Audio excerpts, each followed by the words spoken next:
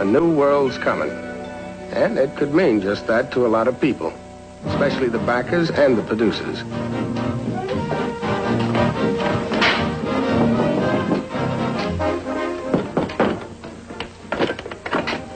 You Grady Smith? Yep.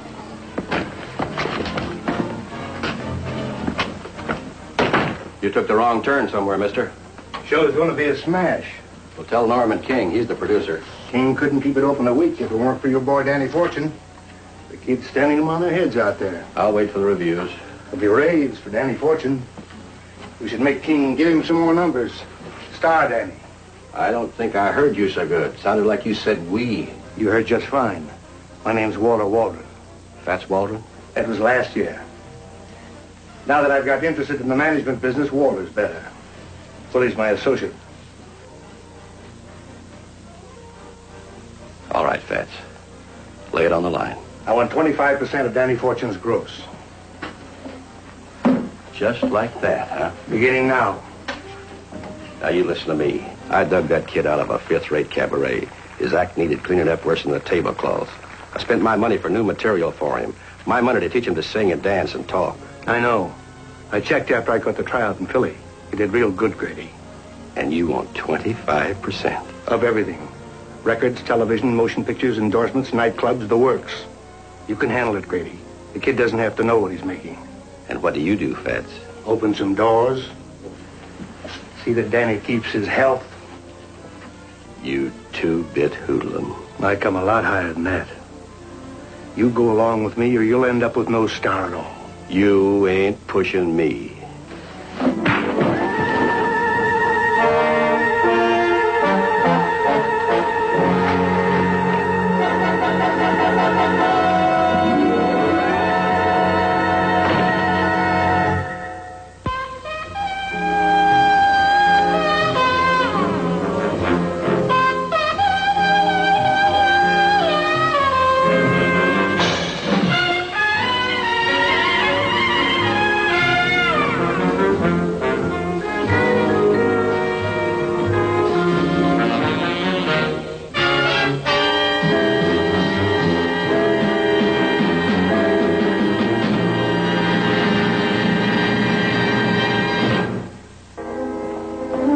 It happens this way in New York sometimes.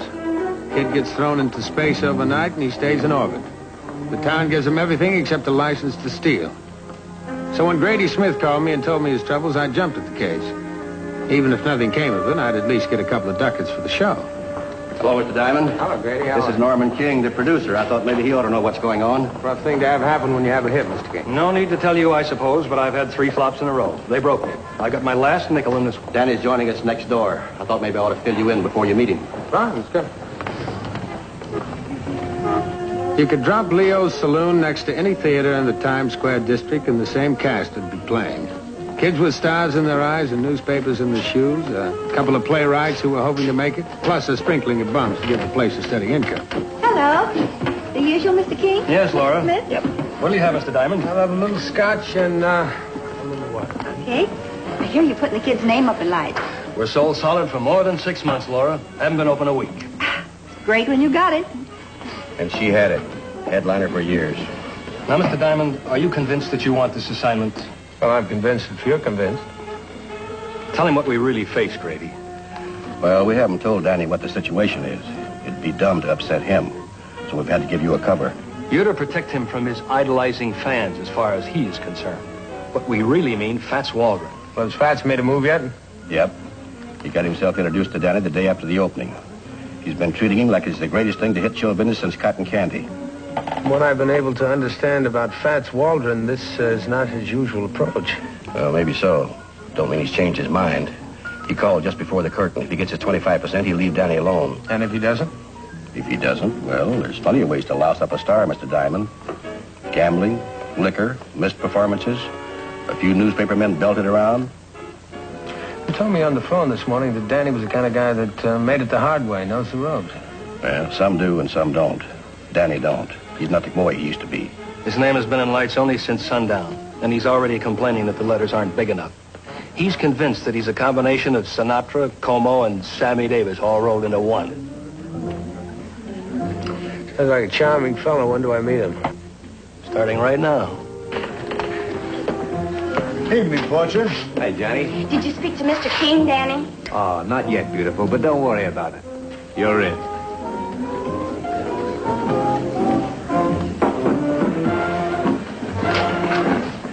So this is my sitter? So I understand. Mr. Diamond, Danny Fortune. How'd he do? Well, at least he's a big one, Grady. I love you, Pops, the way you like to take care of me. I'll be back in a minute. Hey, you big ape. Why don't you get lost? I think you're ruining the joint's tone. Danny. What? I don't think he heard me. Bust him wide open, Diamond. I said, why don't you get lost? Blow, fly. Who do you think you're talking to? You? Hey, sit down! Now, wait a minute, fella. Let him alone and nobody will get hurt. Except you.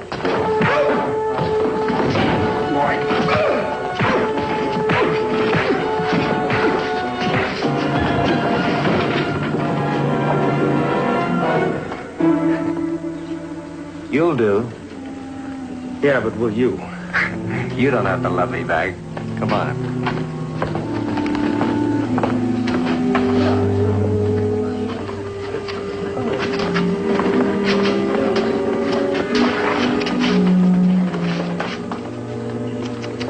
I think it's terrible the way Johnny lets characters like that in here. Proud of yourself, Danny?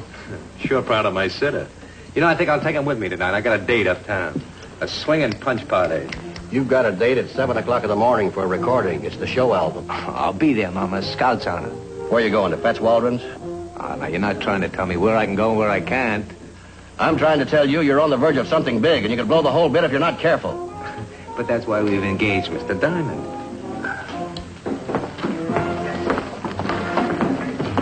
Come on, you're coming with me. Where are we going? I got a date uptown.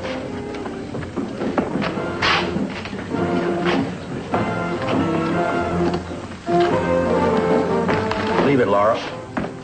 What I can't figure is those that have got it have got to throw it away with both hands.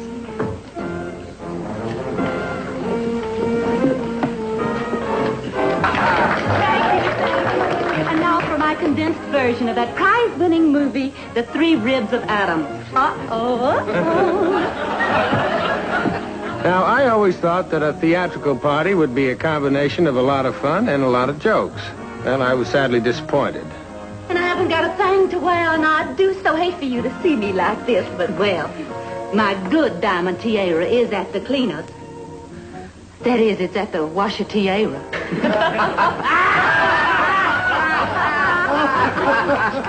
To be or not to be, that is the question. It's really two questions. To sleep, perchance to dream. To dream you're sliding down a hill. Aye, there's the rub. That was entertainment, all right, if you could call it that. Maybe it was special stuff all on the inside. Anyway, it wasn't coming in on my wavelength. The bluebirds of happiness flying over the rainbow. Let's follow those bluebirds. They'll lead us to the pot of gold. There they are. See, they're flying to the pot, and there's the pot. There's nothing in here but a bunch of old bluebirds. As far as I was concerned, I'd seen better stuff at the policeman's picnic.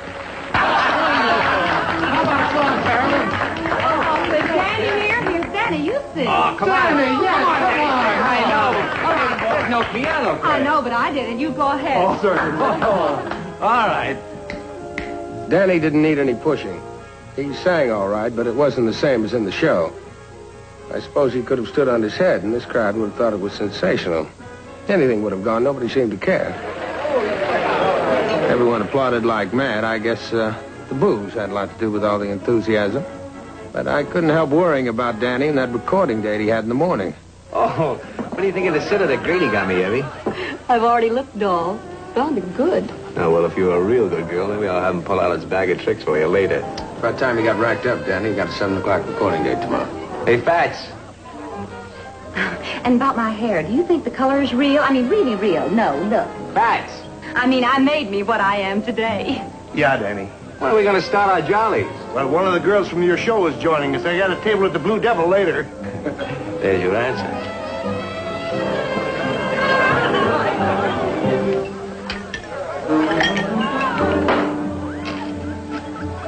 I never had occasion to run into either Fats Waldron or his muscle Willie. So Fats accepted me with a shrug and went on looking like a contented cobra, while I kept on playing it like a well-disciplined houseboy. Okay.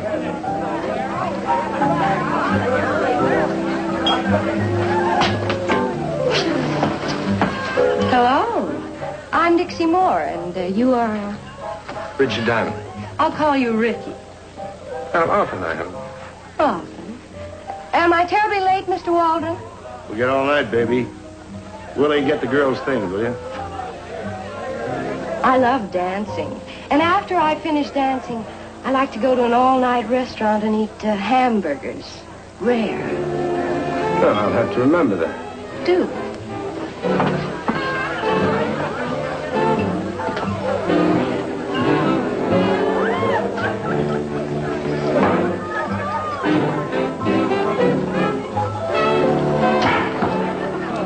Well, it looks like it's come up bedtime, doesn't it, Mr. Waldron?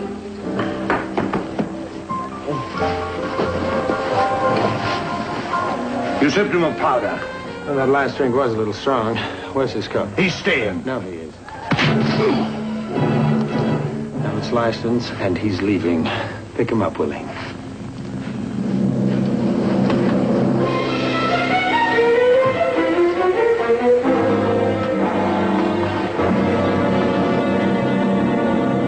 Within a week, Danny was burning the candle brighter than all the lights on Broadway.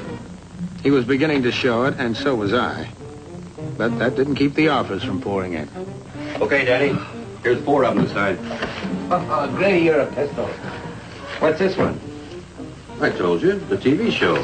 You're doing 2 spots. 1 song medley and 1 production number. Oh, no.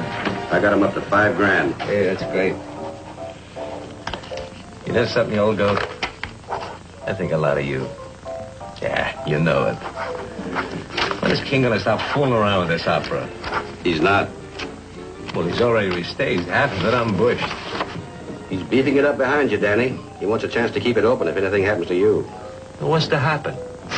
The doc says they got a constitution like a horse. Doc? Yeah. McManus over the Astor. He checked me out as soon as my name went up on top. Well, at least you got some sense. When it costs nothing, why not? Ready, Mr. Fortune. Your cue's coming up. Oh, fine. I'll be right there.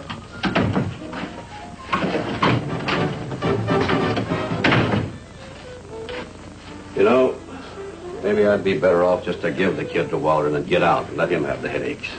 You ever thought of leveling with Danny? Maybe he'd give Waldron the gate. What do you think? I think it's a bad thought.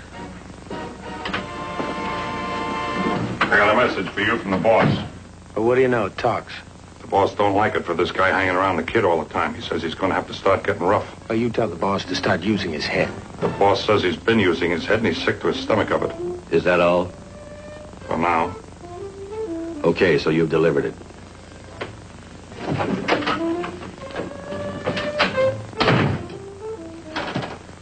Well, Fats isn't going to be satisfied with that. He'll want an answer. You know, Diamond,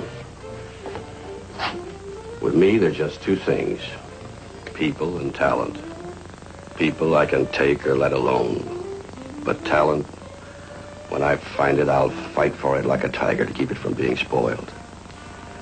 Maybe after a couple of years, when Danny's a little older, maybe he would tell Waldron to drop dead. But it ain't a couple of years, it's now. You understand what I'm driving at? I understand you, Grady.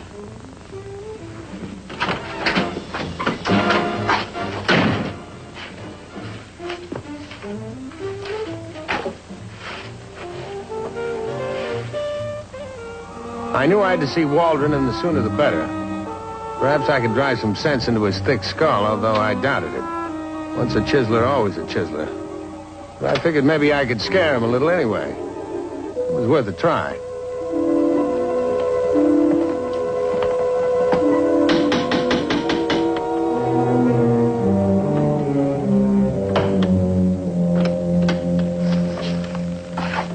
What do you want?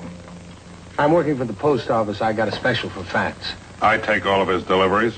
I'm afraid you might get him mixed up. Where's Fats? Out. When'll he be back? What's it to you?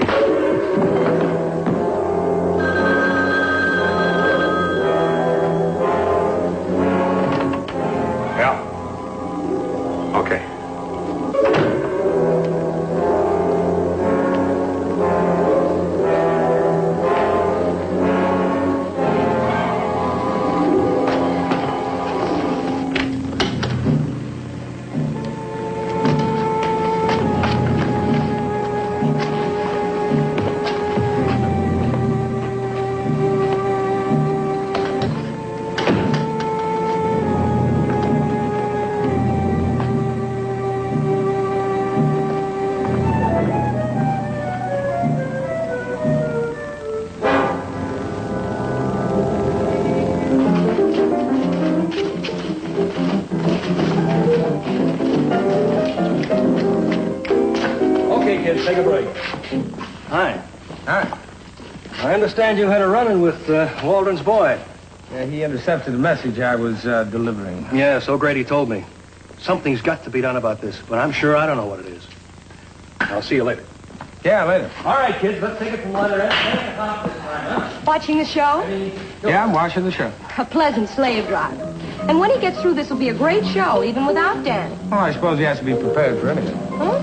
Hey, tell me, it's a funny business. You're learning fast. Say, what about those hamburgers? Well, how long will Danny be? Not 3 hamburgers, 1. At Leo's. At Leo's, come on.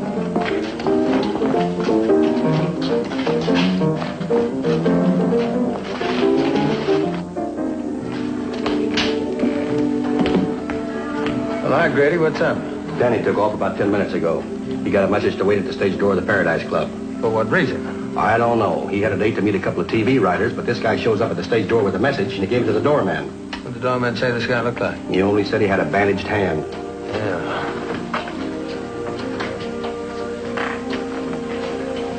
Who asked you to get me over here? I would have thought of it anyway, Ricky.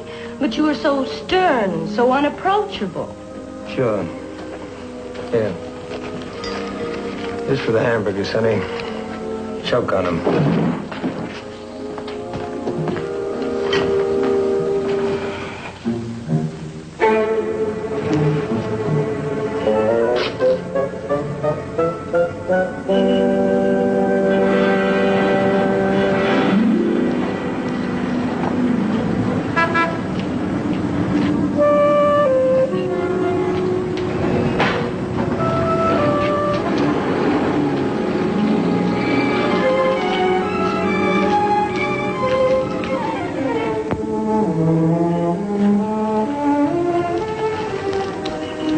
Oh, man. I've got you tattooed on me. Uh-huh. Now, you gonna walk away from him? I'm gonna have to carry him. All right, Sitter, let's go. Looks like I missed my date anyway. Those TV writers were coming to see you tonight, Danny. Well, let's just say I forgot about it. Danny, Grady, watch out!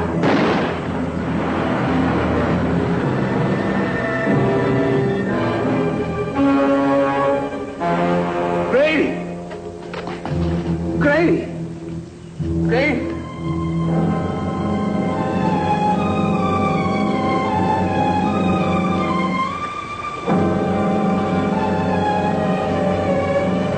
Who did it, Diamond?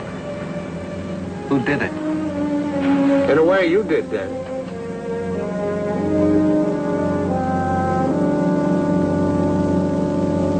I was sorry for Danny. He suddenly realized he'd lost the best friend he had in the world. He knew he'd acted like a fool, but that didn't help. Maybe I could. I phoned Lieutenant McGowan and gave him all the dope I had, but there wasn't time to go into all the little details of the case if something was to be done about Grady Smith's killer. There didn't seem to be anyone home at Waldron's. Maybe they skipped the country. Maybe they were even too fast for me.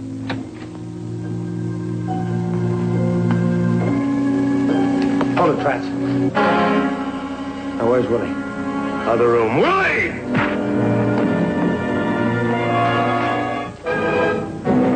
Yeah? Hold it, Willie.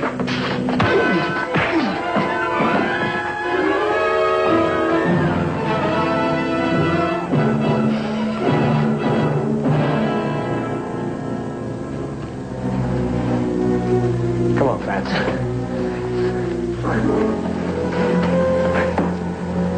This time I'm going to give the police a complete package. I need a drink. Allow me.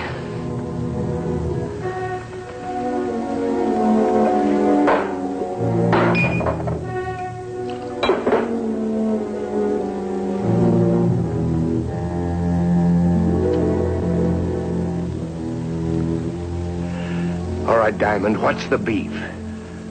Willie doesn't know it, but he missed Danny Fortune in back of the Paradise Club. He got Grady. Miss Danny Fortune, what are you talking Oh, about? don't be stupid, Fats. The police will be here any minute. Yeah? Why? Grady was killed, and I think I have the gun that fired the bullet. Also, some bandages that may show nitro grains. The bandages Willie was wearing when he shot this gun. Grady killed? Oh, believe me, Diamond, I I must be stupid. Well, I'll smarten you up, Fats. You sent Willie to give Grady an ultimatum. He said no. Then you sent that chick Dixie to get me out of circulation. Maybe Willie was only supposed to scare. Wait a minute. I sent no ultimatum.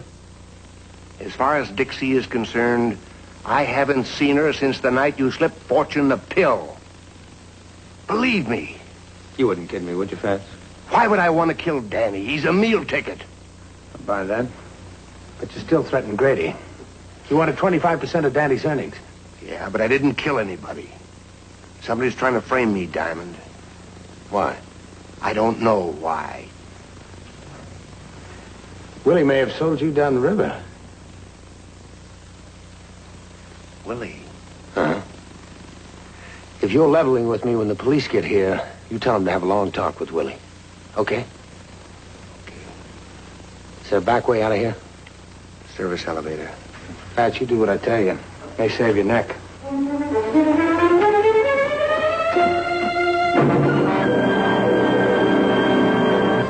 On the way back to the theater, I made one stop and 2 phone calls. They all panned out pure gold. Danny phoned me about Grady. It's terribly upsetting news. Yes, it is, isn't it? Have the police got Waldron yet? Well, they've had him for about a half an hour. I'm using an understudy for Danny tomorrow night. Probably the whole week. I don't imagine he'll feel like working for a while. Danny didn't know what he had in Grady until he didn't have it. Mr. King? Well, Dixie, come in. Shut the door. Well, That's all right. Come in. Sit down. Join us.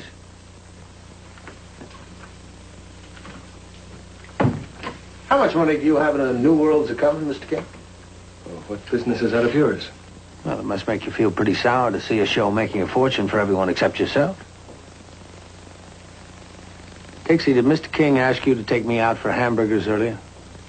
he said after the way you'd been knocked around, I'd be doing you a favor, getting you away from Danny for a half hour. He'd be keeping him busy that long. And you sent Willie in here with an ultimatum from the boss. Guys like Willie change jobs quick for dough. I don't follow you, Diamond. Well, I didn't follow myself for a while. Then I remembered a free medical examination Danny had. I called the doctor. It wasn't free.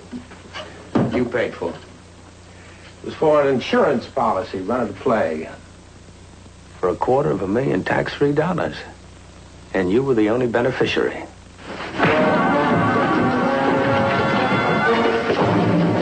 You know where to take him. Hey, that was something. You all right? Yeah, I'm all right. You see, I'm sorry about earlier. I got my signals crossed. You certainly straightened them out in a hurry.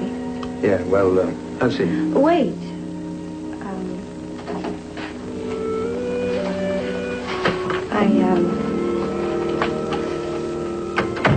I ordered some hamburgers. I was going to rub these in your face. But really, they're very good.